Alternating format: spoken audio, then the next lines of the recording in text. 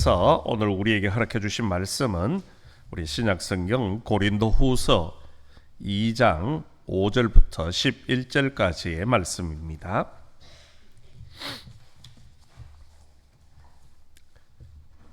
고린도후서 2장 5절부터 11절까지 말씀은 제가 가지고 있는 신약성경 287면에 있습니다. 우리 찾으셨으면 한 절씩 교독하시겠습니다. 근심하게 한 자가 있었을지라도 나를 근심하게 한 것이 아니요 어느 정도 너희 모두를 근심하게 한 것이니 어느 정도라 함은 내가 너무 지나치게 말하지 아니하려 함이라.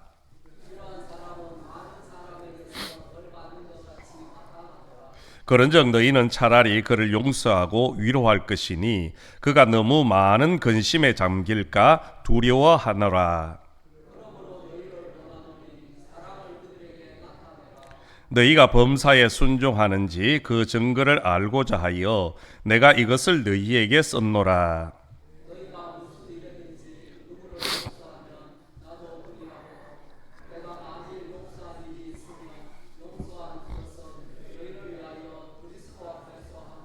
함께 읽겠습니다. 이는 우리로 사탄에게 속지 않게 하려 함이라. 우리는 그 계책을 알지 못하는 바가 아니로라.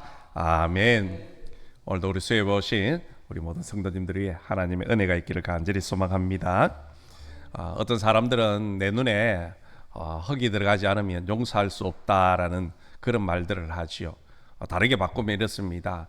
내가 죽지 않고서는 용서하지 않겠다라는 그런 의미입니다. 얼마나 그 마음에 화가 있으면, 억울함이 있으면 죽어도 용서하지 못하겠다 그런 말을 하는 것일까요? 물론 우리가 누군가를 용서한다는 것은 말은 쉽지만 행동으로 옮기기란 쉽지가 않습니다. 그 사람 때문에 당한 아픔과 상처 이런 것들이 가슴에 돌처럼 엉어리져 있는데 그를 쉽게 용서한다는 것은요 어렵다라는 겁니다. 그럼에도 불구하고 주님께서는 우리를 향해서 용서해야 한다, 용서하라 그렇게 말씀을 하고 있습니다. 왜 우리가 용서를 해야 하는 것입니까? 결국 용서는요 다른 사람을 위함이 아니라 자기 자신을 살리는 길이기 때문에 용서를 해야 하는 겁니다. 용서하는 첫 번째는요 용서를 하고 나면 내 마음이 편안해지기 때문입니다. 그 사람 때문에 상처받고 아픔은 있겠지만은 그것 가지고 평생을 엉어리지고 사는 것보다는 툴툴 털어버리고 오히려 편안함으로 사는 것이 더 유익하기 때문에 용서하는 것이 낫다라는 겁니다. 그리고 두 번째 우리가 용서를 해야 되는 것은 과거사를 매듭짓고 앞으로 나아가기 위해서는 바로 용서라는 것이 필요합니다. 용서하지 못하면요 그 사람과의 엉어리진 것들 때문에 원수 같은 그 마음 때문에요 더 앞으로 나아가지를 못하는 겁니다. 마치 담에 가로막힌 그런 인생처럼 그 죄 때문에 용서하지 못했던 그 마음 때문에 더 이상 발전을 이룰 수가 없다라는 겁니다. 그래서 좀 더 다음 미래로 가기 위해서는 결국 용서하는 것이 낫다라는 것이요. 그리고 세 번째로는 더 이상 이제는 폭력을 종식시키기 위해서라는 겁니다. 여러분, 복수는 또 다른 복수를 낳기 마련이라는 것이요. 내가 용서하지 못하고 그 엉어리를 지고 그 용서하지 못했던 마음을 풀고 나면 어떻습니까? 상대방은요 그것 때문에 또 엉어리를 품고 또 복수하기 위해서 살아간다는 것이요. 결국 이 모든 것들을 종합해 보면 용서하는 것은 결국 나 자신을 위한 행위라는 겁니다. 나를 살리는 행위라는 것이지요. 뿐만 아니라 나의 죄가 하나님 앞에 용서받기 위해서는 또한 용서하며 살아야 된다는 겁니다. 주님은 우리에게 잘못한 사람을 용서하면 우리의 죄를 용서하여 주신다 그렇게 말씀을 하셨지 않습니까? 주님께서 가르치신 기도 제목에 떡하니 있다라는 겁니다. 우리가 우리에게 잘못한 사람을 용서하지 않으면 우리 역시 주님 앞에 섰을 때에 용서함 받지 못한다는 것이지요. 물론 앞서도 말씀드렸지만 용서는 쉽지는 않습니다. 그러나 우리가 주님의 제자라면, 하나님을 믿는 하나님의 자녀라면 반드시 용서의 삶이 따라와야 한다는 겁니다. 오늘 말씀에도 보면 바울은 이 용서에 대해서 말씀을 하고 있습니다. 고린도 교회는 바울이 보낸 그 편지를 통해서 죄를 범한 사람들이 회개하기 시작합니다. 물론 그것 때문에 징계도 내려졌습니다. 그런 사람들 때문에 고린도 교회가 분열되고 또한 갈라지는 것이 너무나 안타까워서 사도 바울은 결론적으로 그들을 용서하고 사랑으로 위로하고 품어라, 그렇게 권면을 하고 있다라는 것이요. 오늘 5절 6절 말씀에도 보면 바울은 고린도 교회 안에는 자신뿐만이 아니라 성도들 사이에 서로 근심케 하는 일들이 많이 있었다는 겁니다. 그리고 그 근심 때문에 그들을 징계를 내렸다라고 분명하게 말씀을 하고 있다라는 것이요. 이것은 분명 고린도 교회가 정상적으로 회복되어 가고 있는 증거라는 겁니다. 다시 말해서 하나님이 기뻐하시는 아름다운 공동체, 거룩한 공동체로 변화되어져 가고 있다라는 증거였습니다. 여러분, 사람들은 흔히 기독교를 사랑의 종교라 그렇게 말들을 합니다. 그리고 하나님은 사랑이 많으신 분이라고 그렇게 이야기를 하죠. 분명히 맞는 말입니다. 하지만 하나님의 사랑을 잘못 이해하는 분들이 많더라는 겁니다. 이것은 비단 예수님을, 하나님을 믿지 않는 성도들뿐만이 아니라 하나님을 믿는 사람들 속에도요, 하나님의 사랑에 대해서 오해를 하는 분들이 있다라는 것이요. 무슨 말인가 하면 교회 안에는 잘못이 있고 문제가 있는 사람도 무조건 용납해야 한다라고 생각을 한다라는 것이요. 하지만 사랑은요, 단순히 잘못을 방치하고 묵인하는 것이 아닙니다. 오히려 사랑은요, 죄에 대해서 때로는 책망을 가하기도 하고요, 때로는요, 징계를 내리기도 하는 겁니다. 무조건 용납하고 묵인해버리는 것은요, 사랑이 아닌 겁니다. 왜입니까?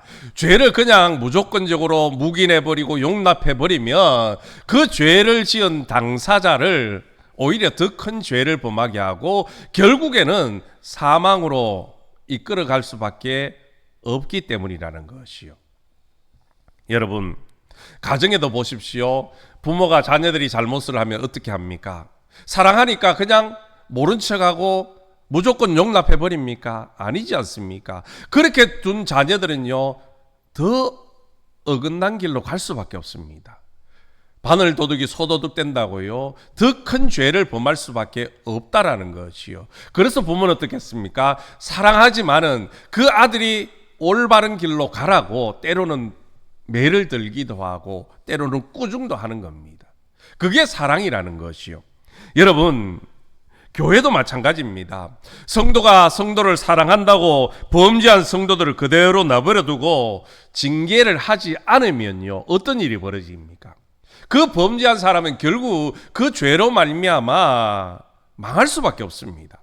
그리고 또한 그 죄가요, 본인뿐만 아니라 교회 공동체 또 다른 성도들에게 악한 영향력을 미칠 수가 있다라는 것이요. 물론 누군가의 잘못을 들추어내고 징계를 한다는 것은요, 분명히 아픔이 따릅니다. 그 죄에 대해서 징계를 내리는 사람도 가슴 아픈 일이고 또 그것 때문에 징계를 받는 당사자도요, 가슴 아픈 일입니다. 주님 안에서 모두가 하나 된 지체의 잘못을 공개하고 그에게 합당한 처벌을 내리는 것은요, 모두에게 부담스러운 일입니다. 그러나 상처나고 썩고 있는 곳이 있다라면 어떻게 됩니까? 아픔을 참아내면서까지 또한 때로는 그것 때문에 상처가 흔적이 남더라도 잘라내야 되는 겁니다. 그렇죠? 그래야 몸이 다시금 건강한 모습으로 회복할 수 있지요. 썩고 있는데도 불구하고 그냥 내버려 두는 것은요, 결국 몸을 망치게 되어지는 겁니다. 공동체도 마찬가지도 가지고요. 교회도 마찬가지입니다. 죄를 범한 잘못 사는 사람이 있으면 그냥 모른 척하고 용납해버리고 지나쳐버리면요. 그것 때문에 더 큰 상처가 흔적이 남게 마련이라는 것이요. 따라서 비록 아픔은 있지만 징계는 때로는 반드시 필요하다는 겁니다. 이 과정이 없어지면 죄는 결국 교회 공동체 안에 깊이 뿌리를 내리게 되어지고요. 나중에는 걷잡을 수 없을 만큼 더 큰 혼란이 찾아온다는 겁니다. 여러분, 초대교회 성도들을 생각해 보십시오. 초대교회 예루살렘 성도들은요, 정말로 말씀을 지키면서 살려고 부단히 노력했던 사람입니다. 또 성령으로 충만했던 공동체였지요. 어떻게 보면 세상에 불이라는 것이 들어올 틈이 없을 만큼 그야말로 성령으로 충만한 그런 상황이었습니다. 그럼에도 불구하고 사탄은 어떡합니까? 교묘하게 그 초대교회 예루살렘 공동체를 흔들어 놓았습니다. 어떤 사건이 있었습니까? 바로 아나니아와 삽비라의 사건 아닙니까? 아나니아와 삽비라 부부가 교회 앞에 자기의 모든 재산을 드리겠다, 그렇게 약속을 하고 있지요. 그러나 막상 다 팔고 나니까 물질의 욕심 때문에 얼마를 감추어 둬버립니다. 그리고는 베드로 앞에 와서 전부라고 거짓말을 하게 되었죠. 물론 자기의 재산을 팔아서 비록 일부이지만 그것을 드리는 것은 정말로 잘한 일입니다. 그러나 문제는 무엇입니까? 하나님 앞에, 교회 앞에 거짓을 했다는 겁니다. 바울은 분명히 그에게 기회를 주었습니다. 이것이 전부냐? 그럼에도 불구하고 끝까지 전부입니다. 하나님을 속이고 교회를 속이고 성도들을 속였다는 겁니다. 그래서 하나님께서는 결국 어떻게 합니까? 그를 칠 수밖에 없었던 겁니다. 교회 공동체 안에 거룩하고 순수함을 지켜야 될 그 교회 안에 거짓이라는 죄가 들어오지 못하도록 하기 위해서 하나님은 징계를 내리셨다는 겁니다. 이것뿐만이 아니지요. 우리 구약으로 올라가면 아간이라는 사람을 생각해 볼 수 있습니다. 여러분, 아간이 큰 잘못을 한 것 솔직하게 하면 없습니다. 그가 많은 것을 훔친 것 아닙니다. 그것이요. 그 여리고성 전투에서 많은 그런 전리품 중에 일부를 감추었습니다. 그런데 하나님은 그것 때문에 이스라엘 공동체 안에 죄가 들어오는 것을 막기 위해서 그뿐만 아니라 그의 가족 모두를 칠쓸 수밖에 없다라는 겁니다. 그런데 안타까운 것은 오늘날 우리 교회가 그런 모습으로 변질되어 가고 있다는 겁니다. 세상에서 가장 정직하고 순수한 삶을 살아야 될 성도들 역시 그런 삶을 살고 있더라는 겁니다.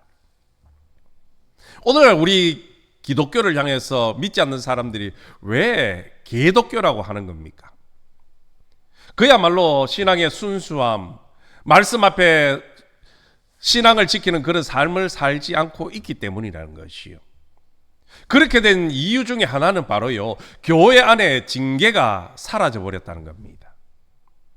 참 안타깝죠.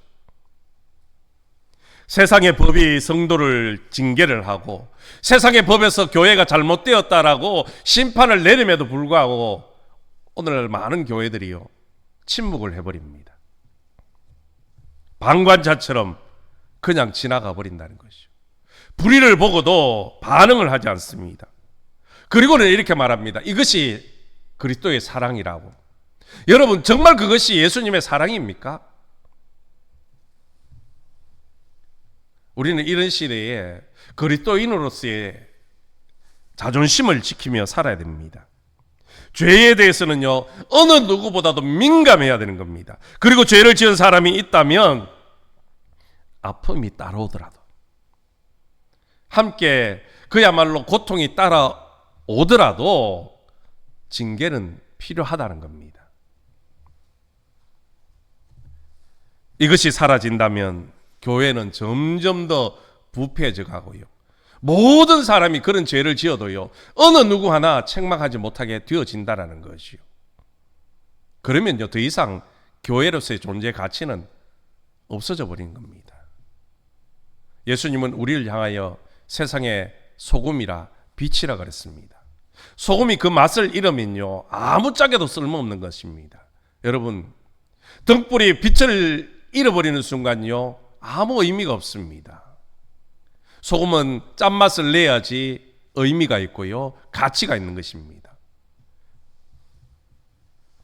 그럼에도 불구하고 우리가 징계를 할 때에는요 한 가지 주의해야 될 것이 있습니다. 뭐냐면 신중하게 징계를 내려야 된다는 것이요. 오늘 말씀 5절 후반절에도 보면 어느 정도라 하면 내가 너무 지나치게 말하지 아니하려 함이라 그렇게 말씀을 하고요. 또 7절에 보면 그가 너무 많은 근심에 잠길까 두려워하노라 그렇게 말씀을 하고 있습니다.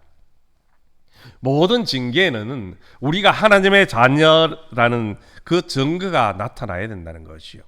단순히 그 사람이 미워서 싫어서 징계를 내리는 것이 아니라 우리 모두가 하나님 안에서 하나 된 공동체고 하나님의 자녀라는 그 사랑의 마음을 가지고 징계를 내려야 한다는 겁니다. 징계는 정의와 사랑의 균형 있는 조화라는 것이 요구가 되어집니다. 징계하는 교회는 징계받는 자가 그 징계를 통해서 무엇보다도 자신이 하나님의 자녀이라는 것을 확인할 수 있도록 그렇게 징계를 내려야 되는 겁니다.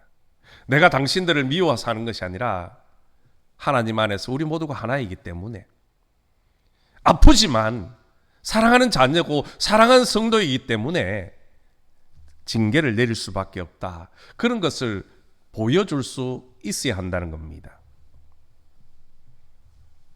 여러분, 징계의 목적이 무엇입니까? 죄 지은 사람 공동체 밖으로 쫓아내기 위함입니까? 아니지 않습니까?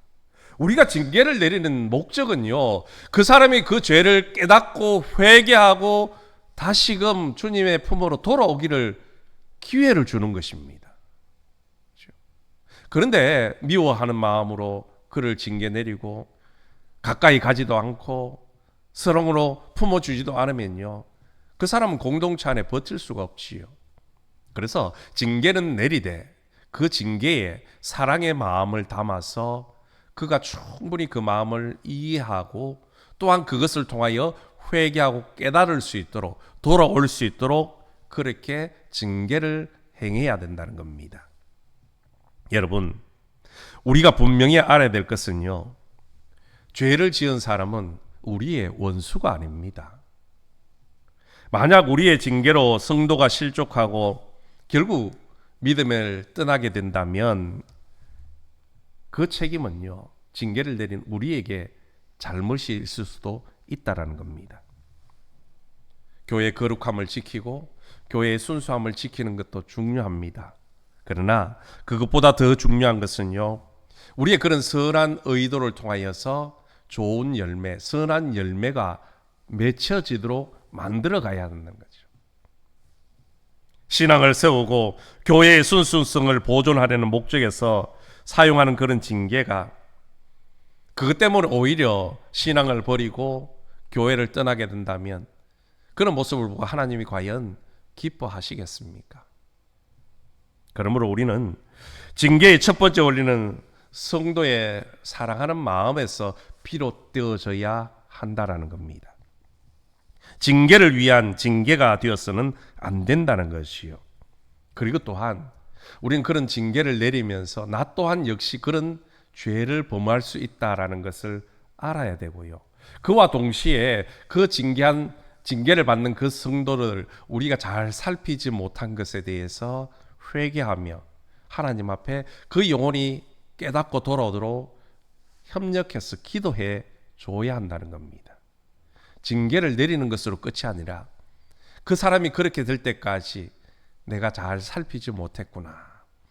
교회 하나의 공동체라고 말해놓고 한 가족이라고 이야기해놓고 그렇게 될 때까지 알아주지 못했는 것, 무관심했던 우리에게도 책임이 있다는 것이요. 그래서 우리는 징계를 내리면서 동시에 그 영혼을 위해서 늘 기도해 줘야 한다는 겁니다. 이런 모습이요, 참된 교회의 모습이고 또 주님의 제자로서의 당연한 삶의 모습이라는 것이요. 이것이 주님이 기뻐하시는 성도로서의 삶의 변화된 모습인 겁니다. 그래서 오늘 사도 바울은 9절에서 또 이렇게 말하지요. 너희가 범사에 순종하는지 그 증거를 알고자 하여 내가 이것을 너희에게 썼노라. 이것은 죄중에 있던 사람들이 회개함으로 다시 하나님의 자녀가 되었다면 너희들이 정말 하나님 말씀 앞에 순종하는 모습을 살고 있는지 그거 보기 위해서 내가 편지를 쓴다는 겁니다. 무슨 말인가 하면 죄를 범한 사람이 징계를 통하여 그들이 회개하고 돌아왔을 때에 너희들이 그들을 어떻게 받아주느냐, 어떻게 대하느냐, 그것 보고자 위함이라는 겁니다. 여러분, 세상을 따르던 사람이 예수님을 믿게 되면요, 당연히 옛 습관을 버리고 빛의 자녀로서 살아가는 삶의 변화가 있어져야 되는 겁니다. 이 변화를 통해서 우리가 예수님을 따르는 믿음의 사람이라는 확실한 증거가 되어지기 때문이지요. 여러분, 사람은 누구나 죄 지을 수 있습니다. 잘못할 수 있지요. 또 그것 때문에 징계를 받을 수도 있습니다. 그러나 그 징계를 받고도 돌아오지 못하면 더 이상 변화된 삶이 아니라는 겁니다. 또한 회개하고 돌아온 그 성도들을 사랑으로 용납하고 받아주지 않으면 그 역시 예수 믿고 변화된 삶의 모습이 아니라는 것이요. 여러분, 계시록에 나오는 라오디게아 교회를 생각해 보십시오. 그 7개의 교회 중에요, 예수님에게 책망받은 교회가 바로 라오디게아 교회 아닙니까? 그들에게는 정기적인 예배도 있었습니다. 그들은 자신들을 성도라고 소개했고요, 믿음의 부요한 자라고 그렇게 스스로 자랑을 했습니다. 그런데 그들에 대한 예수님의 평가는 어떠했습니까? 그들을 향해서 공고한 자라, 가련하고 눈멀고 벌거벗은 사람들이라 그렇게 책망을 했었습니다. 이유가 무엇입니까? 그들의 행위가 차지도 덥지도 않았기 때문입니다. 그저 미지근한 신앙생활을 했다는 것이요. 그들의 삶에 실제적인 변화가 없었다는 겁니다. 믿는 자로서 행하는 삶의 방식과 사고의 방식이 그들에게는 결여되어 있었기 때문이었습니다. 그러므로 우리에게는 확실한 행동의 변화가 필요하다는 겁니다. 여러분, 아브라함이 믿음의 조상이 된 것은요, 하나님의 말씀을 듣고 그 말씀에 온전히 순종했기 때문입니다. 그가 하나님의 말씀을 듣기만 하고 순종하지 않았다면 그는 결코 하나님의 사람이라고, 믿음의 사람이라고 그렇게 인정받지 못했을 겁니다. 그러므로 우리도 삶의 변화가 필요한 것입니다. 누가 봐도 하나님을 따르는 백성임을 증명하는 확실한 증거물이 우리에게 필요한 것입니다. 그 증거가 뭐냐 하면 징계를 받고 회개하고 돌아오는 영혼을 사랑으로 받아들일 수 있고 용서하고 품어줄 수 있는 모습이라는 것이요. 오늘 사도 바울은 왜 우리가 용서의 은혜를 베풀어야 되는지에 대해서 분명하게 말씀을 해주고 있습니다. 오늘 본문 10절 11절을 보면요, 두 가지 이유를 설명합니다. 먼저 10절 말씀에 보시면 너희가 무슨 일이든지 누구를 용서하면 나도 그리하고 내가 만일 용서한 일이 있으면 용서한 그것은 너희를 위하여 그리스도 앞에서 한 것이니. 아멘. 바울은 자신은 말할 것도 없고 교회가 용서의 은혜를 베풀어야 하는 근거는 예수님 때문이라는 겁니다. 우리가 예수님을 통해서 용서받은 은혜가 너무나도 크기 때문이라는 것이요. 그렇습니다. 솔직히 우리는 그렇지 않습니까? 우리는 도저히 용서받을 수 없는 그런 죄인들이었습니다. 그런데 예수님은 우리의 모든 죄를 대속해 주시기 위하여 십자가의 그 사랑과 은혜를 통하여 우리의 모든 죄들을 다 용서해 주셨습니다. 그리고 우리로 하여금 하나님의 자녀로 삼아 주셨지 않습니까? 그러므로 우리도 비록 죄를 지은 사람이 있다고 할지라도 그가 회개하고 돌아올 때에 용서할 줄 알아야 되는 겁니다. 우리가 주님께 지은 죄의 값이 1만 달란트라면 우리가 형제들 사이에 지은 그 죄의 값은요, 어떻게 보면 1달란트? 좀 더 되면 10달란트 그 정도 되지 않겠습니까? 우리가 어찌 형제들을 용서하지 못할 수가 있겠습니까? 주님께서는 우리에게 분명히 말씀하셨습니다. 형제가 잘못하거든 70번씩 7번이라고 다 용서하라. 숫자적으로 말하는 의미가 아니지 않습니까? 그렇죠?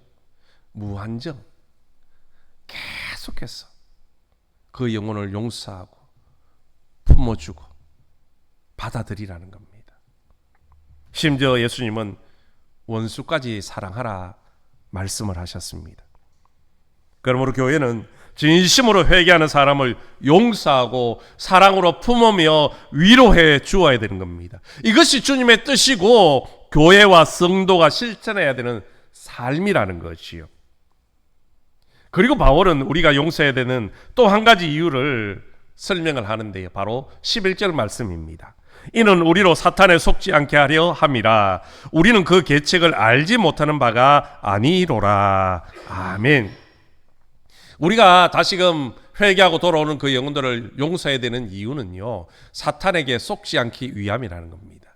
여러분, 사탄의 계략이라는 것이 무엇입니까? 사탄은요, 교회 공동체를 분열시키고 싸우게 하고 다투게 해서요, 깨어지기를 바라는 겁니다. 서로 정오하며 상처를 주고 어떤 경우에도 용서하지 못하게 하는 것, 그게 사탄의 계략이고 사탄의 전략입니다. 그렇게 되면 실족한 성도는요, 교회를 떠나서 결국 신앙의 자리에서 멀어지게 되어지는 거죠. 그런 성도들이 하나 둘 늘어나기 시작하면요, 교회 공동체는 금방 무너져 버리는 겁니다.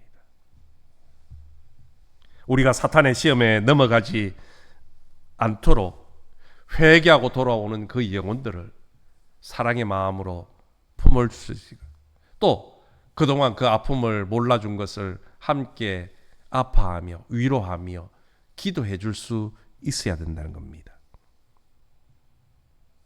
죄를 범한 성도가 교회로부터 그런 징계를 받았으면요, 그것으로 끝이 나야 되는 겁니다. 그것으로 끝나야 되는 거죠. 그런데 사람들은 그렇게 쉽지 않다는 것이요. 그것을 계속해서 되뇌이면서 끊임없이 반복을 하니까 결국 공동체 안에 사랑으로 덮어지는 것이 아니라 자꾸 덜추어내는 겁니다. 우리는 죄는 미워하되 언제든지 사랑으로 용서하며 서로를 위로하고 격려하면서 그런 거룩한 공동체, 사랑의 공동체, 또한 건강한 공동체를 만들어 가야 되는 겁니다. 그럴 때에 이 교회 안에 있는 모든 성도들이요, 하나님 앞에 구원의 영광에 이르게 되어지는 겁니다. 여러분, 왜 우리가 힘들게 모여서 이렇게 공동체 생활을 하는 겁니까? 혼자 신앙생활하면 얼마나 편안하고 좋습니까? 우리가 함께 모여서 한 교회 안에서 예배드리고 한 하나님을 섬기고 사랑의 교제를 나누게 하신 것은요, 그런 성도들이 실족할 때예요, 그들을 다시 붙들어 일으켜 세워주고 또 그들을 위해서 위로해주고 기도해주라고, 그래서 모두가 하나가 되어서 하나님의 나라에 다 갈 수 있도록 하기 위함이라는 겁니다. 여러분, 우리가 모든 일에 균형을 잡는 것은 중요한 일입니다. 특히 서로 상반되는 사랑과 정의에 대해서 균형을 잡는 것은 쉽지가 않지요. 너무 용서에 집중을 하면요, 정의가 바로 세워지기가 어렵습니다. 또 반대로 정의를 너무 강조하다 보면요, 사랑이 식을 수가 있습니다. 그 대표적인 예들이 바로 요한계시록에 나오는 에베소 교회와 버가모 교회 아닙니까? 에베소 교회는요, 다루했습니다. 그렇기 때문에 결국은 사랑을 잃어버렸다, 첫사랑을 잃어버렸다, 주님 앞에 책망받았습니다. 버가모 교회는요, 인심은 후했지만 결국 거짓 교사들의, 거짓 선지자들에게 미혹당했어요. 교회가 큰 어려움을 당하게 되었습니다. 여러분, 오늘 우리의 모습은 어떻습니까? 오늘 우리 교회는 어떤 교회입니까? 에베소 교회입니까? 아니면 버가모 교회입니까? 그것도 아니면 단호함도 사랑함도 사라진 그저 그렇고 그런 교회입니까? 여러분, 우리에게는 사명이라는 것이 있습니다. 복음의 순수함을 지켜야 될 사명, 또한 교회 공동체가 서로 사랑으로 하나가 되어서 구원에 이르도록 하는 그런 사명이 있다라는 겁니다. 이것은요, 우리가 모른 척하고 팔짱 끼고 눈 감고 지나친다고 이루어지는 것 아닙니다. 함께 모여서 우리가 서로를 돌아보면서 성도의 아픔을 함께 나누면서 힘들고 어려운 일이 있을 때는 함께 기도해 주고요, 사랑으로 도와주고, 또 죄를 범한 사람이 있으면 아프지만 징계를 책망을 했으라도 그가 깨닫고 돌아오도록 우리가 만들어 가야 되는 겁니다. 그것이 하나님이 기뻐하시는 교회 공동체라는 것이요. 사랑하는 성도 여러분, 오늘 우리 모두가 하나님이 기뻐하시는 거룩함을 지켜나가고 또한 사랑이 넘치는 그런 아름다운 몇천의 공동체를 만들어갈 수 있기를 주님의 이름으로 간절히 소망합니다. 그러기 위해서는요, 때로는 징계도 해야 되지만 또 징계를 통하여 깨닫고 회개하고 돌아오는 영혼은요, 사랑으로 품어주고 감싸주고 또한 위로할 줄 알아야 되는 겁니다. 우리 모두가 그런 아름다운 몇천의 공동체가 되어져서 모든 성도들이 구원에 이르는 그런 은혜와 복이 있기를 주님의 이름으로 간절히 축원합니다.